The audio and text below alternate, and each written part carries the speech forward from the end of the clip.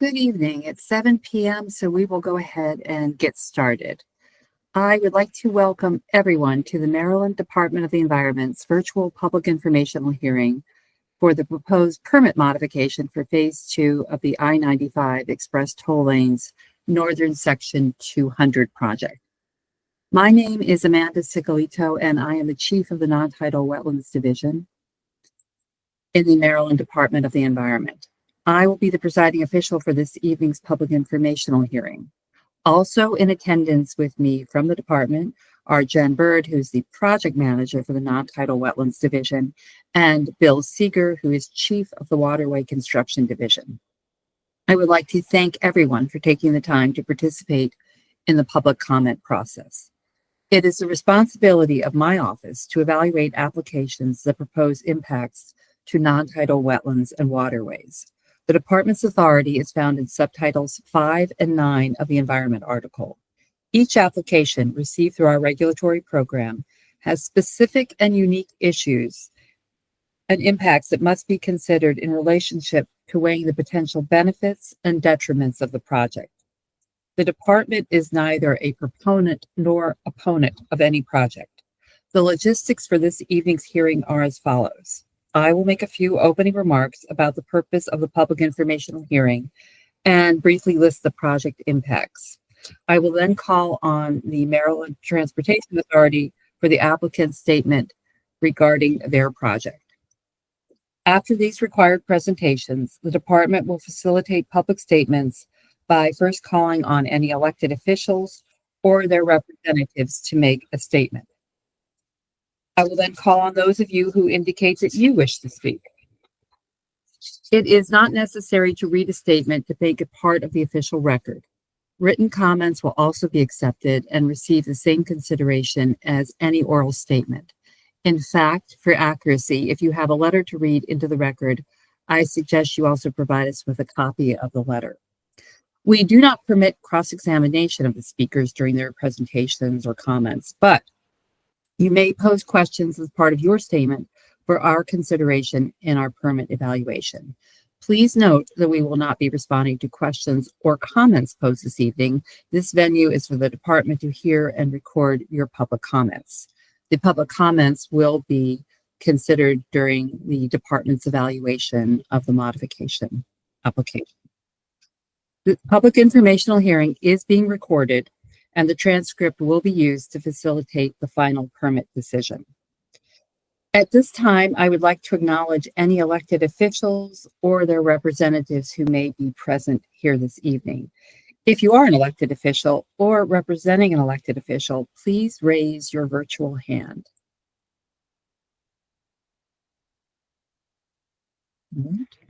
I don't see any virtual hands raised, so we will move on. The department is conducting this evening's public informational hearing pursuant to subsection 5-204 of the Environment article and Code of Maryland Regulations 2623-0202 and 2617-0413. The purpose of this public informational hearing is for the applicant to present an analysis of impacts that may be associated with the proposed activity. I would like to emphasize that the purpose of this public informational hearing is to consider the permit modification application pending before the department. There may be a number of additional concerns related to issues that are beyond the scope of this particular hearing. I would like to have this hearing remain focused on issues associated with the non-tidal wetlands and waterways permit application. This public informational hearing is for the proposed modification to the non-tidal wetlands and waterways permit number 19-NT-0150/2019-60846, submitted by the Maryland Transportation Authority. The application requests authorization for design changes, including the replacement and relocation of the park and ride on I-95 northbound at Maryland 152 and installation of a deer fence at the Eccleston mitigation site. The permanent impacts resulting from this modification are 97,531 square feet of non-tidal wetland, 28,331 square feet of the 25-foot non-tidal wetland buffer, and 389 linear feet of stream. Additionally, this modification results in a decrease in 16 square feet of permanent impacts to the 100-year non-tidal floodplain and a decrease in temporary impacts to 5,587 square feet of non-tidal wetlands, 655 square feet of the 25-foot non-tidal wetland buffer, 178 linear feet of streams, and 6,936 square feet of the 100-year non-tidal floodplain. The overall wetland mitigation requirement has increased by 175,025 square feet, and the overall stream mitigation requirement has increased by 388 linear feet. The proposed mitigation will be provided off-site at the following locations: Eccleston Mitigation Site, adjacent to Green Spring Valley Road and Park Heights Avenue in Baltimore County; Carson's Run Mitigation Site, located along I-95 southbound in Harford County; and HT 3012 Stream Restoration Site in Baltimore County. The project is located on I-95 from north of Old Joppa Road to Bynum Road, just south of Maryland 543. I will now ask the representative for the Maryland Transportation Authority for their presentation, and if you could start by giving us your name, please.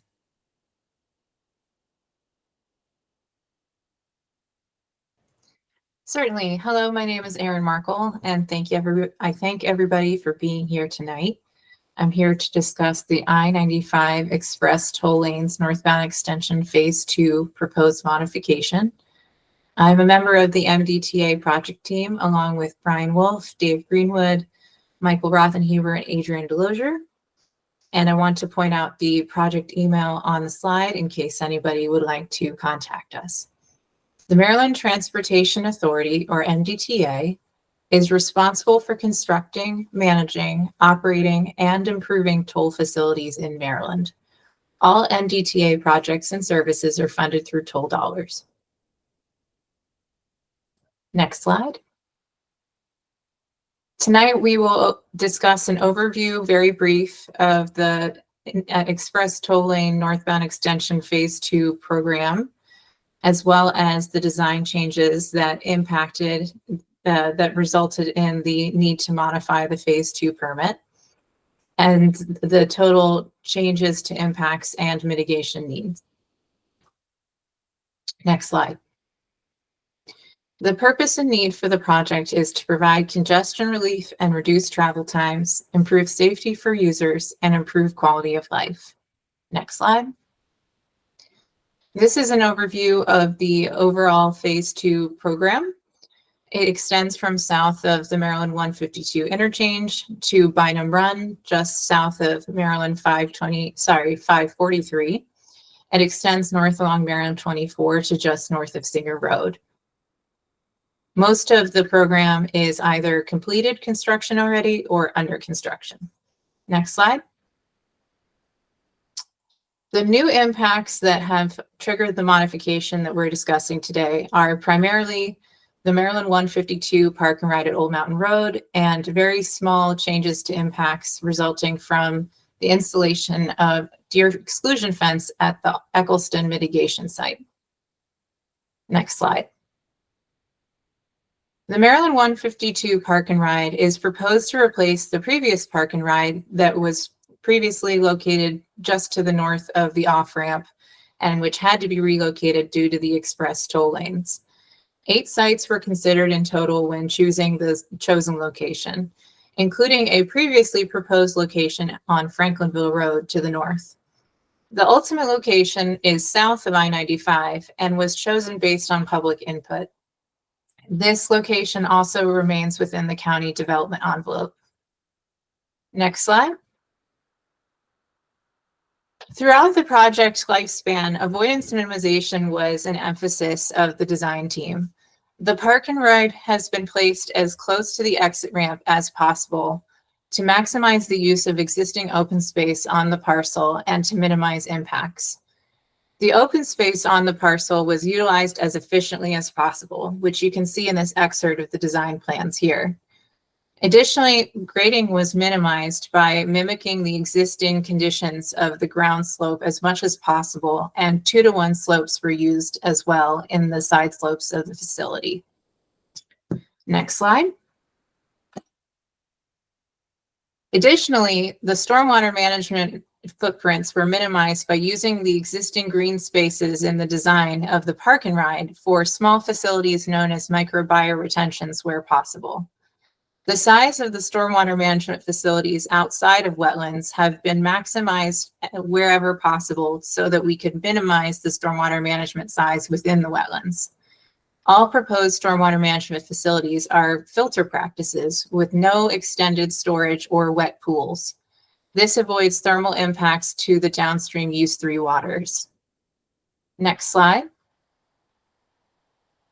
You can see the overall changes and impacts and mitigation need here. These are the numbers that Amanda shared earlier, but just to reiterate, we are looking at an increase of 389 linear feet of permanent impact stream and approximately 97,500 square feet of wetland and 28,000 square feet of wetland buffer.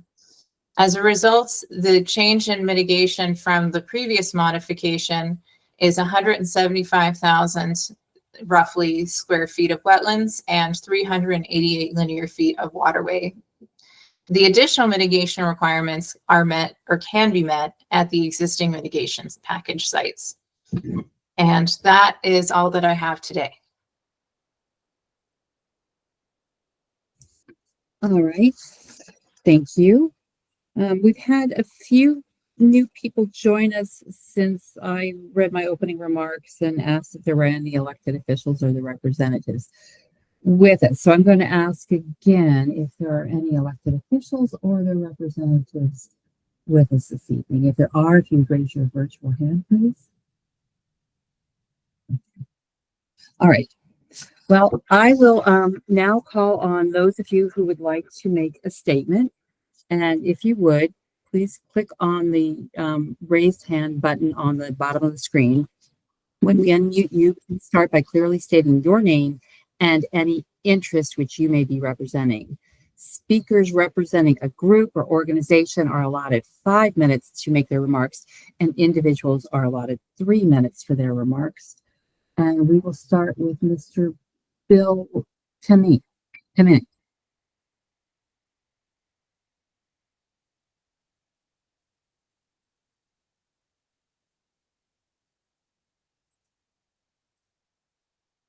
Okay, can you want to go ahead with your comments, sir? Hello, can you hear me? Yes, we can hear you just fine. Thank you. Okay. Are you speaking on your own behalf or on for an organization? Joppa Development and Heritage Corporation. Okay, very good. Thank you.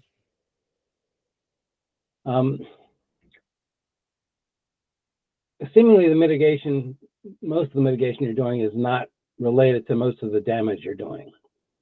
There's two big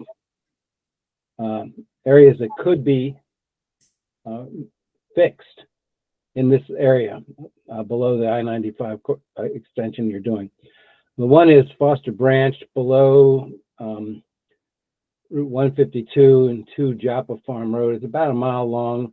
It's got tremendous clay and gravel deposits as a result of recent development, both on the banks and in the stream, which is just, it wasn't caused by you guys, but you could mitigate it. And frankly, after you mitigate it, you could use the cost of those mitigations and bill the people who did the damage, which would be D.R. Horton. The other is Haha Creek, tributary of the Bush River, which got also destroyed by developers. And that area was heavily forested and now is pretty, to a large extent, stripped. Again, both in the area, both have tremendous damage, both have potential to be fixed. And I guess that's all I really need. Okay, does that conclude your comment for this evening? Sure. All right, thank you. All right, would anyone else like to make a comment? If so, please raise your virtual hand.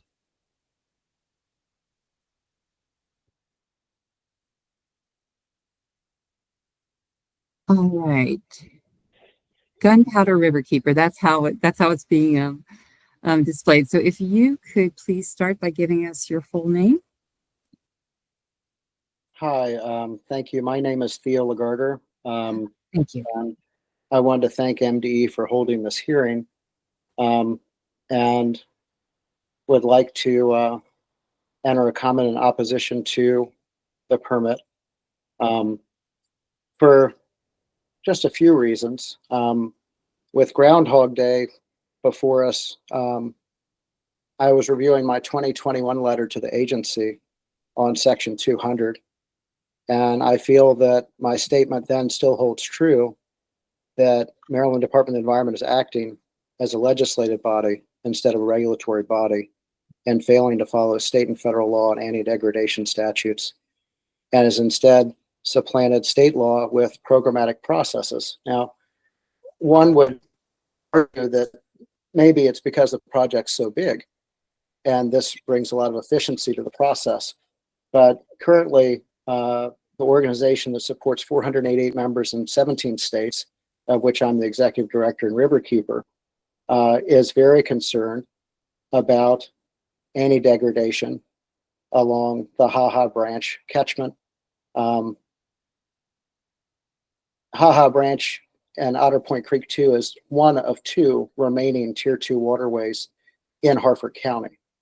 And so, noting that, one of the concerns that we have is that the anti-degradation should be supported by a socioeconomic justification, but within the MDTA packet that's available online for the public to view, the SEJ has not been updated to look at the new impacts. And I have not to date been able to find an updated 401 water quality certification for this project. Without the Tier 2 anti-degradation information being available on the site, I'd like to respectfully ask for an extension of the comment period to allow us to ascertain whether the SEJ, the 401, and the anti-degradation review has been completed on this project. I'd also take issue with the public notice on this modification because it fails to inform the public as to the presence of Chesapeake log perch that are noted at Carson's Run and in the downstream waterways. This is a state threatened species that is listed to be included on the federal endangered species list, but there's no mention of it within the notice. I think that is problematic because noting sensitive species impacts or potential, therefore, would actually engage the public meaningfully in discourse on this issue and the impacts. The other concerns that we have are related to the reliance of offsite mitigation. And again, offsite mitigation provides no ecological uplift in the area of impact. There is no direct community benefit in having this mitigation banked in a compensatory mitigation program that fixes up water along the Jones Falls and ignores waters along Winter's Run and the Gunpowder and bush drainage.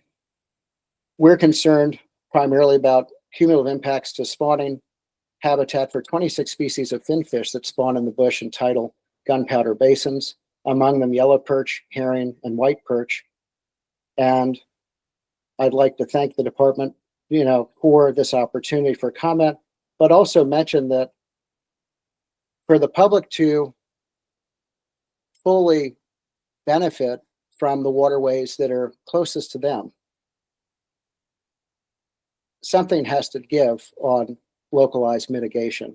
And I do feel that at the 8-digit watershed level, it is meaningless accepting to maybe fix the bay up to mitigate that far from the area of impact. We have significant subsistence fisheries, and they are harmed with this reliance on offsite mitigation, as are the communities that rely on these fish and have done so traditionally. The last mention is just towards monitoring, and I do believe that there's enough data currently on tire chips that have 6 ppd and 6 ppdq that are now relatable and listed within the Toxic Substance Control Act that should be monitored within the infiltration basins downstream of this project area in a long-term sense, because they are disruptive to spawning, at least with Pacific Northwest salmonids and other fish species. And I think that's an opportunity that I would entreat MDE to consider, is to put a monitoring requirement on 6 ppd and 6 ppdq so that we can ascertain toxicity of waterways downstream as it relates to this alignment. Thank you. Thank you. All right. The next individual who has indicated that they would like to make a statement is showing up on my screen as Mad About Mud, Patrick, and that's all I can see of the name. Well, my name is Patrick Gaffney. I'm from Joppa, Maryland, and live very close to this site. And all I can really say right now, everything seems to be just hanging in the balance by a thread. There's so much that is really acting against the environment around here. Not only, the endangered species that are previously mentioned, but others that are threatened.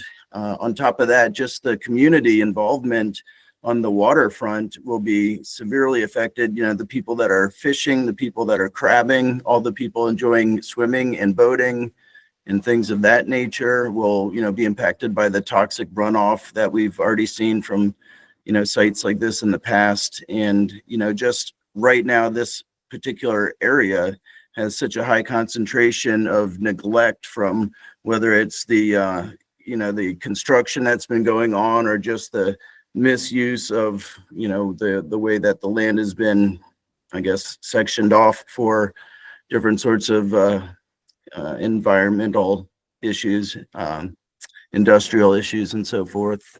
So I would like to oppose this wholeheartedly. And, even if there must be a park and ride, which was already determined this was not the right place for it just a few years ago. So to backtrack like this is almost pointless. But even if one had to go in, why wouldn't you build up rather than out? Instead of having some sprawling parking lot, build a 2 to 3 level building with solar panels on the top of it, and make this point a much smaller problem. There's better ways to engineer than just plowing the hell out of some wetlands. So I speak for myself, I speak for Mad About Mud, I speak for all my neighbors, and everyone that I know is against this particular construction site. So thank you for your time. I appreciate it very much.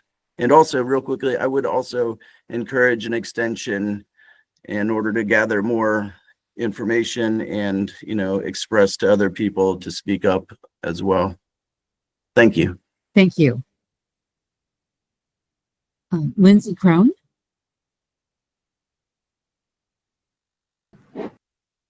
Good evening. My name is Lindsay Crone. I'm a resident of Middle River and co-lead of the local environmental group, Mad About Mud, along with Oliver Beach Environmental Committee. I am here to strongly support Gunpowder Riverkeeper's request. Mitigation efforts must take place in our region, not miles away, especially when the Bush, Bird, and Gunpowder rivers have already suffered immense damage from unchecked construction runoff. The pollution has devastated our local ecosystems, harmed our water quality, and has led to ongoing legal action. Approving off-site mitigation allows the state to walk away while our communities are left to deal with the consequences. This is unacceptable. The people who live, work, and play along these waterways deserve real local solutions that restore and protect our environment, not a rubber stamp for destruction. I urge you to revise these plans to prioritize the health of our watershed and the rights of those who depend on it. Thank you. Thank you. All right. John Barry, would you like to make a statement?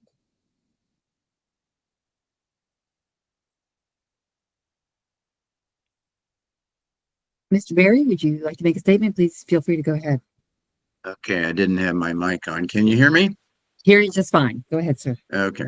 Yeah, John Barry. I'm the president of the Rumsey Island Residents Association. We're a waterfront community of about 600 homes. And we have suffered, as has been detailed previously here this evening, we have suffered with muddy water for way too long. Things have improved. They seem to have been improved with the hydroseeding of the Horton construction site. But now we need to have some dredging from all of the mud that's been deposited in our areas.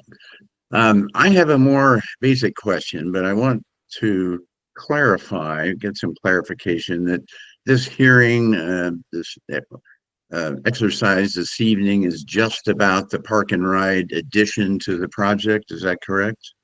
It's about the modification that includes the park and Yes. ride. Okay. I have two comments. One is that the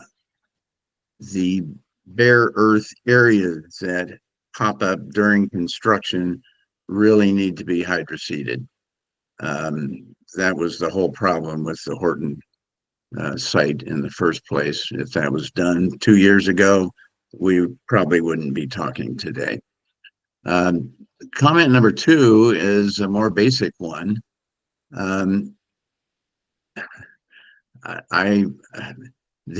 park and ride has been removed from public participation during this construction process. Is that correct? The old park and ride is no longer available for commuters. Is that correct? Aaron, can you address that question? Yes, it no longer exists. Thank Yeah. you. So people have managed to go about their commuting without the park and ride. So my basic question is, why do we really need this? Is there overwhelming evidence? Is there public clamor to have this additional park and ride amendment in the first place? What can you tell us about the public desire for this park and ride addition?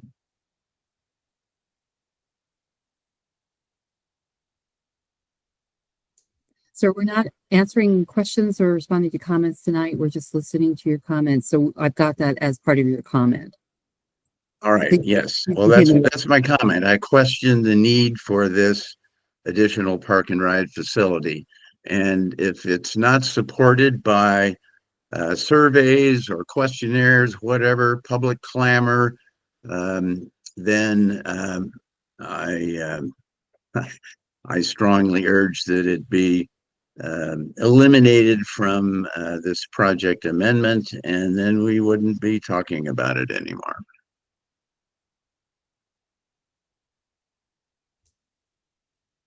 All right. Does that conclude your comment? That concludes my comment. Yes. Thank you. Thank you. All right. Would anyone else like to make a comment tonight?